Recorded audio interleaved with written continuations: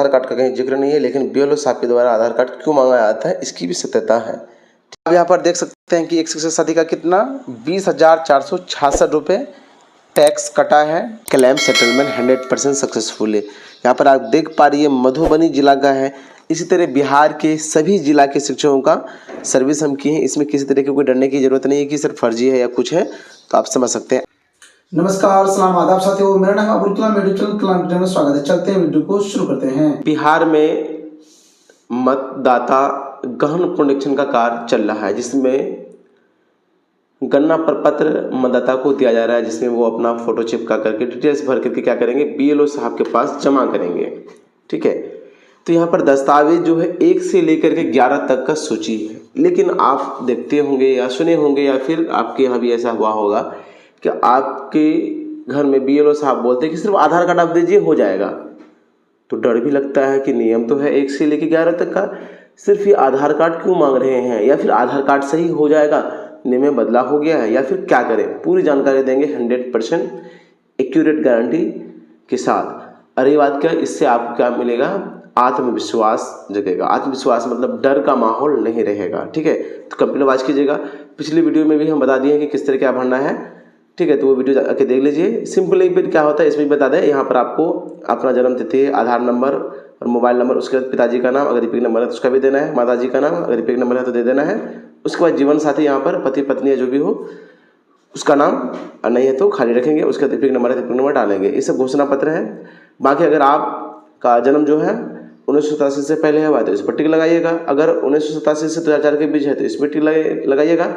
1987 वाले का सिर्फ क्या लगेगा, अपना एक प्रूफ लगेगा। कौन सा प्रूफ लगेगा वो तो हम दिखाई देंगे। अगर जो 1987 से 2004 के बीच जन्म तिथि है उसको अपना लगेगा प्रूफ, और उसके मम्मी या पापा दोनों में से एक का। ठीक है, 2004 से बाद का जिसका भी जन्म तिथि है उसका अपना लगेगा, और मम्मी का भी और पापा का भी। क्लियर समझ लीजिए। ठीक है, अब यहाँ पर आधार कार्ड वाली बात जो है, या फिर आपके पास दस्तावेज नहीं है तो क्या करेंगे वो उपाय बताएंगे। अब प्रूफ में देखिए क्या क्या है 1 से लेकर 11। आधार कार्ड का कहीं जिक्र नहीं है, लेकिन बीएलओ साहब के द्वारा आधार कार्ड क्यों मांगा जाता है इसकी भी सत्यता है। ठीक है, तो पहला मतलब इनमें से कोई एक देना है जिसका 1987 से पहले जन्म हुआ है। 1987 से 2004 के बीच जिसका जन्म हुआ है क्या करना है, 2 देना है। ठीक है, मतलब अपना और अपने माता या पिता का। अगर 2004 के बाद हुआ है तो अपना देना है मम्मी और पिताजी का। अब जिनका भी 1987 से पहले जन्म है उसका अगर 2003 के वोटर लिस्ट में नाम है तो उस पेज का क्या करना है, फोटो कॉपी 100 भी प्रमाणित, मतलब उसमें साइन कर देंगे, वो दे देंगे तो मान हो जाएगा। उसका सिर्फ क्या लगेगा, फोटो। मान के चलिए बच्चे में लगा रहे हैं तो उसका सिर्फ फोटो दे देना है वोटर लिस्ट का। अपने में लगा रहे हैं तो वोटर लिस्ट का फोटो दे देना है। ठीक है, ऐसा हो जाएगा। अब यहाँ पर देख लीजिए 1 नंबर में क्या कर रहा है, केंद्र या राज्य या फिर पीएसयू के नियमित कर्मचारी, ठीक है, या पेंशन भोगी कोई भी कर्मी जिसका पहचान पत्र या कोई पेंशन भुगतान आदेश हो। ठीक है, ऐसा अगर है तो उनमें से दे देंगे, हो जाएगा। फिर दूसरे में है राज्य या स्थानीय प्राधिकार, बैंक, डाक, एलआईसी द्वारा जो है 1987 से पहले निर्गत अगर कोई भी पहचान पत्र है या दस्तावेज है तो वो भी चलेगा। या फिर समक्ष प्राधिकार, मतलब जो भी जन्म प्रमाण पत्र निर्गत करते हैं, अगर जन्म प्रमाण पत्र है तो ये भी चलेगा। मतलब 1 से लेकर 11 में कोई एक देना है, इन्हीं की सब देना है। ठीक है, चौथा नंबर में अगर पासपोर्ट है तो पासपोर्ट दे दीजिएगा। फिर 5वां नंबर में मान्यता प्राप्त विश्वविद्यालय द्वारा निर्गत मेट्रिकुलेशन या शैक्षणिक प्रमाण पत्र। मतलब यह कि मैट्रिक का प्रमाण पत्र, चाहे मान्यता प्राप्त विश्वविद्यालय में, चाहे संस्कृत विद्यालय हो, मदरसा विद्यालय हो या अन्य कोई भी विद्यालय हो, उसका देंगे तो काम हो जाएगा। अब मान के चलिए किसी का जन्म हुआ है 2004 के बाद, तो अपना एक मान के चलिए मैट्रिक है तो मैट्रिक का दे देंगे, आवासीय है तो आवासीय दे देंगे। उसके बाद मम्मी पापा का दे देना है। क्या देना है, अगर उसका इनमें से कोई है तो वो देना है, नहीं तो फिर 2003 वाला वोटर लिस्ट का जो छाया पड़ती है जहाँ पर उसका नाम रहेगा, टिक लगा के देना है। वो हो गया। उसके बाद 6वां नंबर में निवास प्रमाण पत्र। उसके बाद यहाँ पर 7वां नंबर में वन अधिकार प्रमाण पत्र, अगर आपके पास है तो। ठीक है, 8वां नंबर में है कि कोई जाति प्रमाण पत्र, चाहे SC ST जो भी हो। ठीक है, 9वां नंबर में राष्ट्रीय नागरिक रजिस्टर, अगर किसी का उपलब्ध हो तो। ठीक है, उसके बाद यहाँ पर 10वां नंबर में है स्थानीय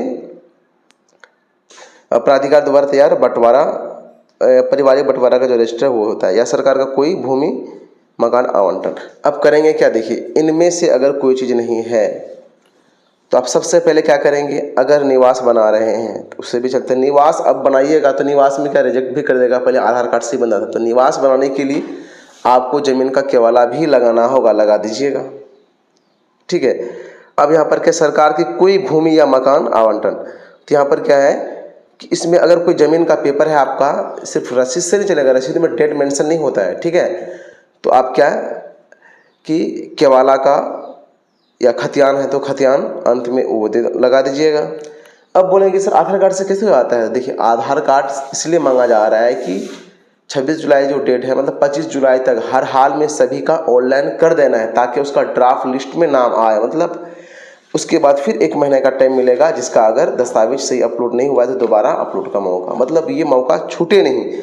इसीलिए युद्ध स्तर पर क्या हो रहा है कि अगर जिसका सब डॉक्यूमेंट्स तो वो नहीं तो कम से कम आधार कार्ड लेकर के ऑनलाइन कर दिया जा रहा है, ताकि किसी का नाम मतलब ड्राफ्ट लिस्ट में आने से वंचित नहीं रहे। फिर ड्राफ्ट लिस्ट में जैसे आएगा तो उससे डॉक्यूमेंट्स मांगा जाएगा तो फिर वो आवासीय बना लेंगे या जाति बना लेंगे, इस तरह से काम हो जाएगा। तो आप समझ गए होंगे कि आधार कार्ड क्यों मांगा जा रहा है। ये नहीं समझे कि आधार कार्ड ही दे दिए मेरा काम हो गया। अगर सिर्फ जो आधार कार्ड दिए तो समझ जाइए अल्टरनेटिव क्या है, वो आवासीय बना करके रखें या फिर अन्य जो दस्तावेज है इनमें से कोई एक चाहिए।